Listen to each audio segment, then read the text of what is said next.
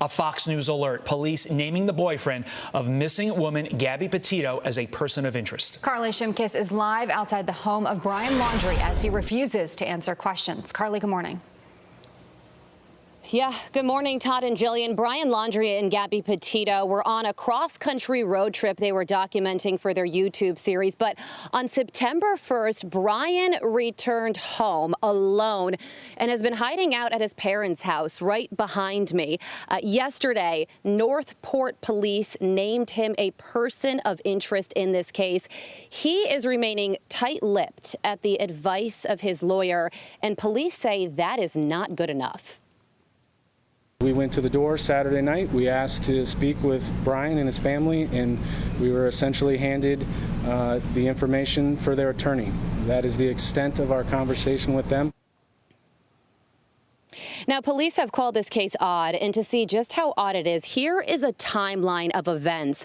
On July 2nd, the couple left New York and set off for that cross-country road trip. On August 12th, they were in Moab City, Utah, and police responded to an altercation between the couple. August 25th, the family's last communication with Gabby. Then we get to September 1st. Brian returns to Florida in Gabby's van without her.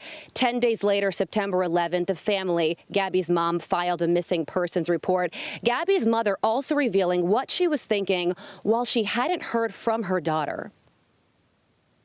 I believed the first couple of days I wasn't getting responses. I believed she was in a place with no service. It was like day 8, 9 that I really became concerned and figured she couldn't be off the grid for that long. Now, as for that August 12th altercation, it's getting a lot of attention, and for good reason. A witness told Moab police he saw Brian and Gabby arguing over the phone and then saw Gabby hit Brian in the arm, climb through the driver's side window of their van as if Brian had locked her out. The police report also says Brian explained he and Gabrielle had been traveling together for 4 or 5 months. That time spent created emotional strain between them and increased the number of arguments. And Todd and Jillian, another thing is Gabby's mom says she received a text message from Gabby on August 30th. Now mom is saying she doesn't believe that text message was sent from Gabby. The text message said that she was in Yosemite National Park in California.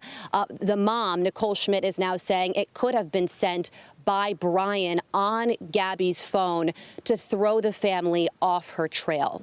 Yeah, and that's interesting because the text read something like no service in Yosemite, but in theory, you hope that investigators, if they haven't already, are able to somehow figure out where that text came from, cell phone towers. But the question is, if they weren't in Yosemite, then where were they? And you have to search all those towers, and it's just, there's definitely a lot of work that they have to be doing here, Carly. Yeah, and absolutely. Yeah, and Jillian, to echo that point, if they were in Yosemite National Park in California on August 30th, Brian was here in Florida on September 1st, so he would have had to driven cross country in a matter of 2 days. Yeah. So the timing there is very interesting. Yeah. Okay, Carly, thank you very much. Carly.